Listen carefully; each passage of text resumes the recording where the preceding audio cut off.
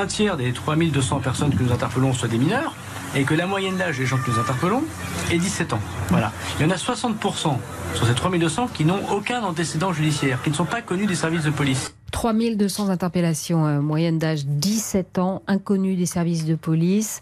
La plupart sont français, 10% sont étrangers. Le ministre de l'Intérieur a donc donné le profil et l'âge des émeutiers.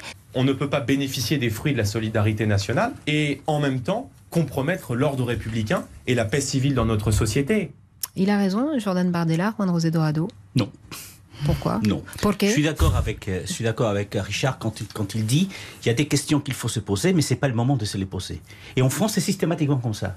Il y a un événement qui se passe, on essaie de donner une réponse tout de suite, et souvent une réponse répressive. Est-ce que l'irresponsabilité, il faut la fixer à 13 ans? Je ne sais pas.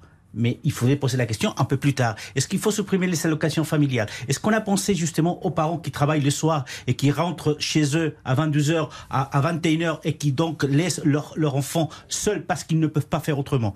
Est-ce que... et c'est souvent des familles monoparentales d'ailleurs. Donc il y a tout un tas des raisons qui font qu'une réponse pénale ou endurcir la loi sur les mineurs me paraît exagérée. Mais encore plus le fait de se poser aujourd'hui la question, quand on a tous en image ce qui vient de se passer. Vous dites qu'on réagit aux faits divers en France, c'est-à-dire qu'on a un culte de l'émotion et de la réaction. C'était en 2005, c'était aussi par rapport aux Gilets jaunes. En fait, c'est systématiquement, mais vous n'êtes pas les seuls. La plupart des pays font ça, ils réagissent à chaud. Et je pense que ce qu'on doit attendre des politiques, c'est justement de réagir en réfléchissant. On ne peut pas aujourd'hui, au lendemain de ce qui vient de se passer, de ressortir des tiroirs une loi pour, comme a fait LR, pour endurcir encore plus la réglementation sur les immigrés.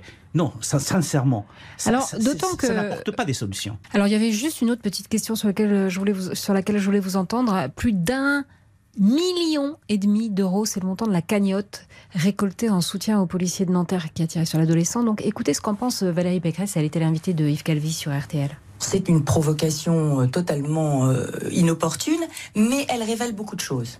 Elle révèle un élan de solidarité très fort d'une majorité silencieuse de Français vis-à-vis de leurs policiers. Mais... Non, ils ne sont pas tous d'extrême droite, même si la personne qui est derrière cette cagnotte au départ l'est. C'est l'ancien porte-parole d'Éric Zemmour, Jean Messia, un polémiste. Ouais. Donc, qui d'ailleurs a porté plainte aussi contre la famille de Naël. Bon, ça c'est autre chose. Et vice-versa.